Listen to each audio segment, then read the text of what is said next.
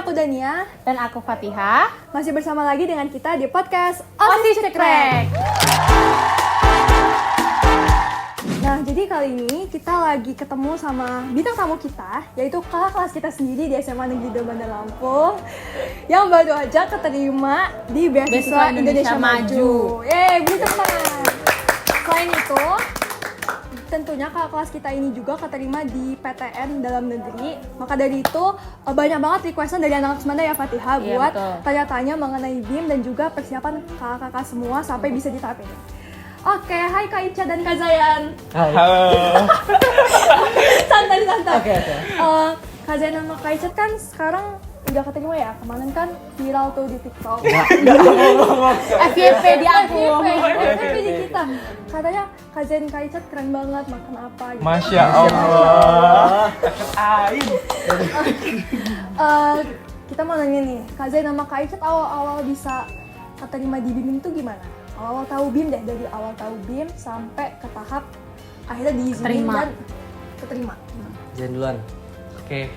Kalau aku itu mulainya dari Olim MTK. Jadi dari SD itu aku udah join Olim MTK, tapi ya gitu, nggak lolos nasional gitu guys.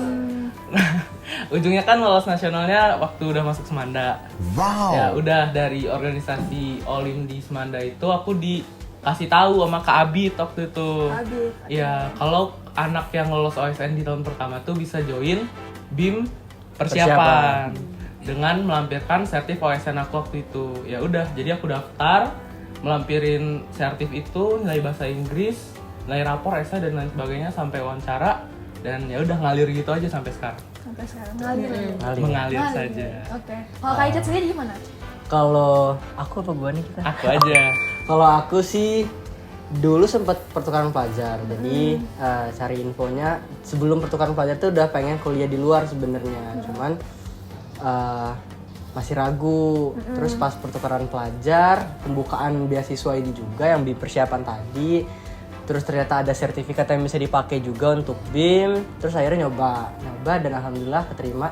Dan sekarang Wardi yang yang bergelar S1 luar negeri. Oke, tadi kan kalau Kak Zayan dari kelas 11 ikut BIM persiapan. Ya. Nah, BIM persiapan itu isinya apa aja sih, Kak? Kalau BIM persiapan sendiri itu pada dasarnya sama kayak namanya ya, mempersiapkan peserta didik atau awardee BIM persiapan itu buat mempersiapkan portofolio kita buat dilampirin ke univ luar negeri. Karena kan pada dasarnya univ luar negeri itu beda ya guys, persyaratan untuk masuknya itu. Kita butuh IELTS, SAT, nilai rapor juga dipertimbangin. Terus kita diajarin cara buat esai. Terus proyek sosial. ya, yang paling penting itu CV-nya itu guys. Jadi buat proyek sosial supaya bisa jadi nilai tambah kita buat di esai univ luar negerinya. Betul. Tapi sebelum itu pernah nggak sih orang tua kayak, jangan sekolah jauh-jauh gitu. Soalnya kan anak anak sayangan gitu kan. Dan jauh-jauh, nah udah di Indonesia itu udah bagus. Pernah nggak ada kayak gitu? Pernah. Kalau aku pernah banget. Iya. Sampai di tahap waktu persiapan S1 luar negeri itu, ini kok beneran nak mau kuliah luar negeri gitu. Jadi kayak nggak percaya Iya, gitu. masih nggak percaya gitu kan. Ya udah gue coba-coba aja, kan banyak benefitnya gitu. Kalaupun toh nanti nggak kuliah di luar negeri, itu S1 dalam negerinya itu auto di cover gitu guys. Iya. Nah, jadi ya itu perundingan panjang gitu. Awalnya pokoknya kalau kamu nggak Singapura, mending Indonesia gitu. Lama-lama Asia boleh, lama-lama Australia boleh, dan seterusnya gitu guys. Ujungnya semuanya boleh kok. Tapi berhasil ya akhirnya. Akhirnya Singapura dapat. Ya, alhamdulillah. Terus Kak Zain, Kak Icat sendiri kan ke Belgia ya, itu jauh kan. Itu gimana ngeyakinin orang tua kalau ini udah Kan dulu sebenarnya sempat gak dibolehin juga untuk kuliah. Karena anak terakhir juga kan. Terus ya gimana ya, ngotot aja sih sebenarnya, pengen ya udah coba aja dulu. Sebenarnya kan nggak tahu kedepannya gimana. Terus ternyata dapetnya di Belgia. Terus karena udah dapet, jadi ya udah nggak apa-apa, diizinin aja sebenarnya. Jadi coba aja dulu guys. Ya udah, kalau dilarang ya membuktikan aja sih. Ya harus bisa mandiri, harus ya kan jauh juga ya. Sebenarnya jauh semua sih, mau di Singapura, mau di Australia, mau di ITB pun jauh kan. Kita di mana. Jadi ya yang penting bisa jaga diri dan bisa ngebuktiin sama orang tua sih. Itu sih. Nah, Tapi kan ini ya, Kak Zain makanya terkenal udah kayak sering ikut lomba, terus sibuk juga. Kak Zain juga dulu masuk OSIS kan? OSIS. Kak Ica Ya, juga OSIS. sering gabung Danus. Nah, itu tuh bagi waktunya gimana sih? Soalnya kan Kak Zain sama Kak Ica juga nyiapin UTBK dong pasti. Kayak nyiapin buat Nih. UTBK dalam minggu juga. Itu gimana cara bagi waktunya gitu? Waduh. Oke. Kalau aku harus tahu prioritas sih. Jadi kan mungkin di beberapa saat itu ada yang namanya kehektikan dalam dunia persekolahan ini. Jadi kayak harus belajar ujian, harus belajar IELTS kalau kita kemarin, terus kalau misalnya mau UTBK harus nyiapin UTBK juga, nilai rapor harus tetap dijaga pas masih sekolah kemarin, organisasi harus tetap lancar dan lanjut. Jadi harus tahu prioritas. Jadi misalnya, oh lagi ujian, berarti prioritas pertama adalah ujian. Kalau misalnya, oh lagi ada SO nih gitu kan, sedangkan yang lainnya masih santai, berarti prioritas pertamanya SO gitu. Jadi harus tahu prioritas dan bisa manajemen waktu aja sih. Jadi misalnya prioritasnya yang dikerjain adalah A, tetap bisa ngerjain yang lainnya sambil disambi gitu. Itu sih. Tapi nggak tahu ya gimana caranya. Iya sih, setuju Agak sih. susah emang. Dan juga kan kebetulan Kak Ica dan Kak Zayan itu ranking eligible-nya di atas banget. Apalagi Kak Zayan juga ranking eligible 1 di Semanda. Pernah nggak sih Kak merasa pressure untuk terus-terusan belajar dan ditekan? Dan kalau merasa pressure itu gimana cara ngatasinnya? Apa enjoy aja gitu? Apa enjoy? Kalau pressure pasti ada gitu ya, apalagi kalau kayak semua mata gitu kayak udah nyorot gitu kan. Nih eligible Ya, gitu. eligible nih, eligible. Fix nih lolos ini lolos Lolos itu ini, gitu. Tapi ya sebenarnya pressure itu harusnya dari dalam diri kita aja sih yang kita pikirin. Iya. Karena kan kayak aku nganggapnya ya kayak nggak ngaruh aja gitu loh. Kan itu harapan orang gitu. Semua orang bisa berharap apa aja ke kita gitu kan. Cuman kan yang jalanin tetap aja kita gitu. Iya. Ntar yang sengsara kita sendiri. YOLO, you only live once. Jadi mikirin apa ya? Mikirin hidup sendiri-sendiri aja, dan terlalu dipikirin orang lain ya. Setuju sih. Oke. Kalau Kak Ica dan Kak Zayan, mata pelajaran favorit di sekolahnya apa? Yang Kak Zain kayaknya udah pasti gak sih? udah pasti MTK ya? Kak Ica juga udah pasti. Udah jawab. Jawab Kak. Gue agak Zain apa? Oh, Zain Kalau jelas. aku paling suka ya matematika, tapi spesifiknya matematika minat. Karena menurut aku matematika minat itu lebih kurang rumus aja sih, kayak lebih Nah, ke iya rumusnya dikit tapi mikirnya Dipakai banyak. terus, oh ya. Tapi kalau matematika wajib tuh rumusnya banyak, jadi aku Iya. lebih suka matematika minat. Oke, kalau Kak Ica Kalau aku kayaknya bilang kimia karena cuma bisa itu, yang lain nggak bisa. Jangan Soalnya- rendah lah Kak Ica. Jadi PMPK-nya mau 1000 guys.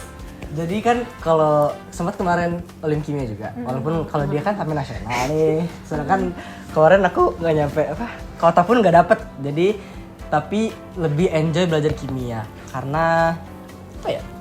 Karena nggak suka fisika sih, jadi nggak pernah ke kimia. Karena anak kimia. Karena- apa? Orang tua lo kimia. Enggak, ada sih. Kayak Fatihah Farel. juga suka banget mungkin. Tuh kan, Karena Dia kimia mah nggak berarti suka tanya, fisika tanya itu. Fatihah aja guys, kenapa kimia? Ya. Terus tadi bahas pressure lagi. Bisa jawab nggak kapan terakhir kali nangis? Nangis bahagia sama nangis sedih ya? Nangis bahagia sama nangis sedih.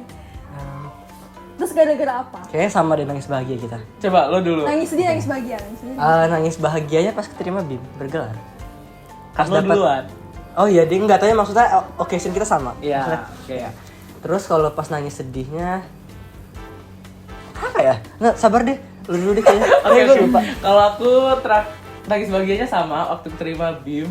Apalagi dapetnya kan CSN US gitu kayak, duh nggak expect parah gitu kan. Tapi kalau nangis sedihnya baru-baru ini sih sebenarnya. Iya. Karena kan kayak mulai kepikiran gitu ya, semua teman-teman masuknya ke PTN. Kayak mereka bakal tetap Keep in kontak, touch sama ya keep in mereka touch yang lain. masing-masing gitulah. Sedangkan kita kayak Survive survive sendiri gitu kan. Iya. Di lingkungan baru, bahasa baru kayak duh ini survive atau enggak gitu kan nih, apalagi ninggalin temen keluarga gitu kayak ya ada nangis sedihnya juga ada, walaupun ya excited mau kuliah sih. Lebih ke nangis Homesick ya, anxiety ya. Takut homesick ya? Iya, Iya, banyak sama. yang ditakutin. Terlalu overthinking jadi orang. Sama. Oke, jadi kan kakak itu nilainya gede banget dan pinter banget dan pinter banget. Cara belajarnya Itu gimana sih Kak? Metodenya. Metode belajarnya. Kan ada yang kayak audio visual. Oh, itu. Pernah tes nggak? Itu Pernah. cocoknya gimana? Nah. VA. Kalau gua visual, ya sama visual audio. Tapi sebenarnya berubah-berubah sih, tapi yang paling dominan visual. Oh, oke. Iya, karena kayak enak aja gitu kalau segala sesuatu itu kayak dibayangin Dibayangin. gitu. Misalnya ngehafalin rumus fisika gitu. Ya kayak dibayangin aja gitu loh, kayak faktor yang menyebabin dia Oh iya. ngecilin nilainya, naikin nilainya gitu. Aku orang gitu. Oh Oke. gitu. Kalau kalau aku V sama A selalu sama. Jadi dua-duanya harus dua-duanya gitu. Jadi harus ngelihat dan harus denger. Karena kalau ngelihat doang bosen. Kayak kalau cuma ngelihat guru ngejelasin tanpa ada suara. Maksudnya kalau cuma baca Gimana? maksudnya baca catatan itu bosen. Jadi kayak mendingan dijelasin sambil ditulis Iya, gitu loh. iya, Jadi kayak gitu lebih enak kayak gitu. Lebih Tapi enak gitu.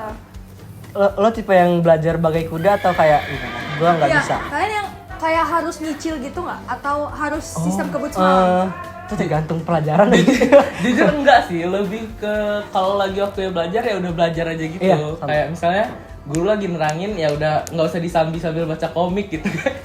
Ya udah kalau guru lagi Jadi kayak di nerangin kelas, ya nerangin. Fokus di kelas. Iya, gitu. dicatat atau gimana gitu. Tapi ya kan yang tahu kita lemahnya di mana kita sendiri. Jadi Iya ya sih. nggak sampai semuanya diulang gitu, nggak. Tapi kalau lagi gabut gitu, pernah nggak mau belajar? Enggak sih, kan kita punya handphone. Biasanya kan orang jenius orang pintar tuh gitu kan. Kalau gabut ya gue belajar. Kini kita bukan. kita bukan Oke, main. kita Nggak, bukan. kita masih main kok. Kita masih main game ya. Kita masih Oke, main oke. game. Terus kita kan pas itu kalau scroll IG ada Iya. itu kakak semua kan pas di BIM bikin project gitu kan, kayak Kak Ica pintar, terus Kak Zain juga. Itu bisa jelasin dikit nggak projectnya tuh gimana dan bidang apa? Overall dulu ya. Iya. Habis itu baru lo bisa. Oke. Jadi overall tuh di BIM ada namanya proyek sosial. Proyek sosial ini adalah suatu apa sih sebutannya program dari BIM persiapan ke anak-anak yang BIM persiapan untuk berkontribusi langsung sama sosial. Karena? Atau karena Dibutuhkan. Iya, karena dibutuhkan. Buat Jadi, portofolio kita. benar. Dan buat orang-orang yang membutuhkan tadi itu, jadi kita ngebantu sekalian Betul. edukasi, ya kan? Jadi ada SCR. dua. Hah? Iya, jadi ada dua. Jadi benefit buat kita dan benefit buat mereka. Kalau Zayan, silahkan dilanjutin Zayan buat apa? Kalau aku buatnya itu Earth Guardian, penjaga bumi.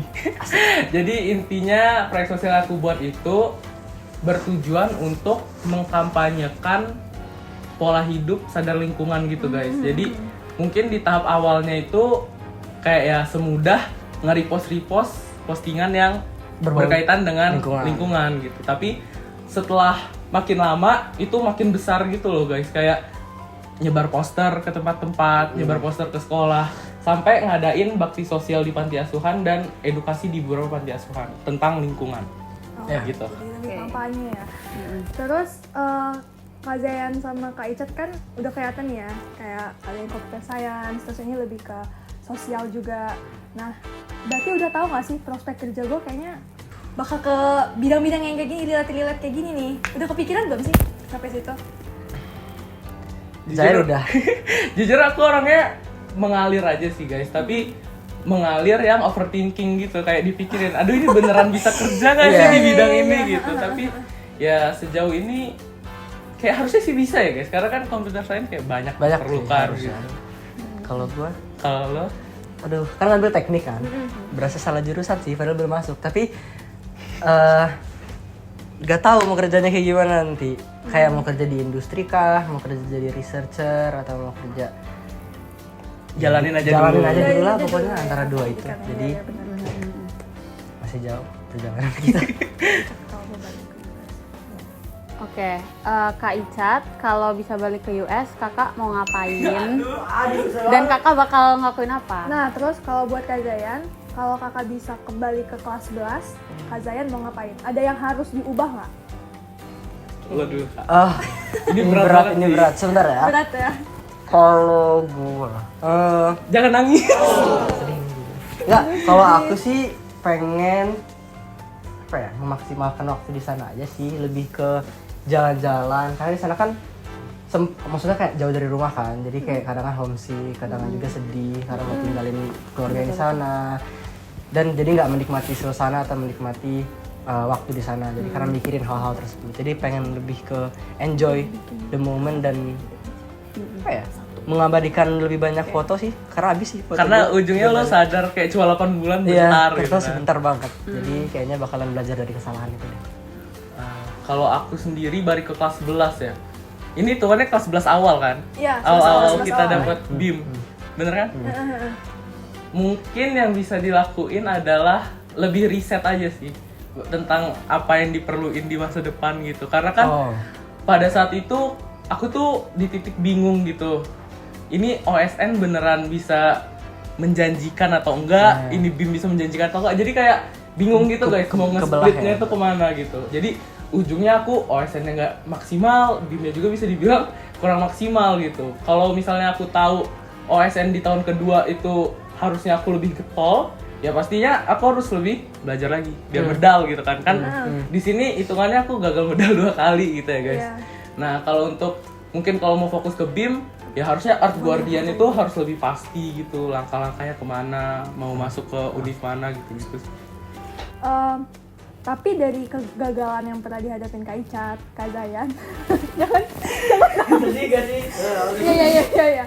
Dari semua kegagalan itu, tapi akhirnya sadar gak sih kayak sebenarnya gue kalah ini kayak titik permulaan gitu loh, kayak it's okay, bisa sebenarnya gue bisa lebih hebat dari ini, cuma mungkin di jalan yang lain gitu. Terus sadar di posisi kayak gitu nggak? Dan ada pelajaran yang diambil nggak dari kegagalan itu? Sering Banyak banget. ya karena kan kayak kegagalan tuh justru kayak yang menyadarkan gitu nggak sih? Iya, Kalau iya. hidupnya sukses itu kayak aduh terlalu easy Terlalu nih easy gitu nih kan. hidup, iya. Ya, kalau kayak kemarin kan kayak gagal OSN gitu. Jadi udah gagal OSN nih, mau apa lagi kalau nggak berjuang di BIM? Ujungnya kan kayak makin giat lagi gitu guys, oleh IELTS-nya, SAT-nya, karena ya OSN-nya udah gagal, masa mau BIM-nya Mau apa gagal lagi, juga ya? gitu Iya. kan? Berarti percaya ada jalan lain gitu lah ya, takdir Tuhan nggak pernah salah. Oke. Fatia mau nanya, lanjut. Oke, aku mau nanya. Jadi kan kakak itu bisa dibilang sekarang udah berhasil mencapai. Iya, tapi itu kayak jadi, mereka jadi role model. coaster. Role model orang-orang. Iya, apalagi guru-guru, seriusan deh, seriusan. Kakak punya nggak sih satu role model yang berhasil ngebuat kakak untuk pengen nih, gue pengen sukses karena ada orang ini gitu. Nah, satu Lu dulu. aja, satu. Satu ya? Satu. Iya udah, lu dulu. Lu udah ada belum? Gua Belum ada. kepikiran. Jujur kayak nggak ada aja gitu loh. Kayak kan kita ngeliat orang di sekitar kita gitu. Misalnya kayak juara Olim, oh dia keterima di CSMIT atau juara apa gitu. Ya kita lihat aja track record dia gitu loh, kayak apa yang dia Yang dilakuin. Kayak nggak ada spesifik satu orang yang kita ikutin langkahnya tuh. Kalau aku nggak ada. Kalau gua kayaknya ada deh. Apa? Kakak gua. Jadi gua ada 2 kakak. Dan apa ya, belajar dari mereka sih untuk berjuang sama mimpi. Jadi kayak coba aja dulu, nggak usah terlalu dipikirin. Itu sih sebenarnya yang membangkitkan itu gara-gara apa ya, action program kemarin deh.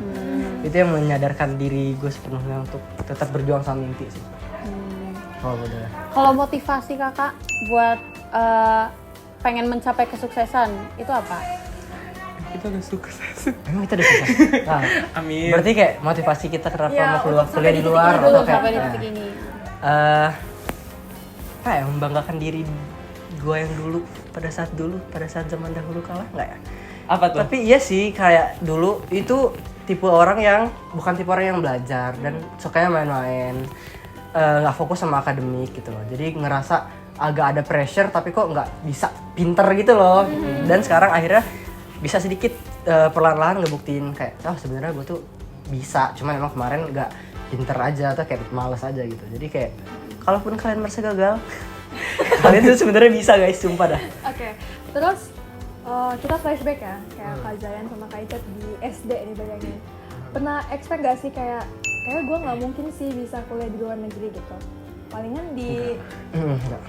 Gak pernah kepikiran expect. ya? Gak pernah expect sama sekali karena dulu kan aku SD-nya di Lampung Utara. ya Kota Bumi ya. Iya, even ya kurangnya akses gitu. Bahkan kayaknya aku bisa masuk FK Unila itu mimpi yang luar biasa Tinggi gitu, ya, pas tinggi dulu. parah gitu kayak duh bisa nggak ya? Karena kan dulu semua orang berorientasi ke FK gitu kan.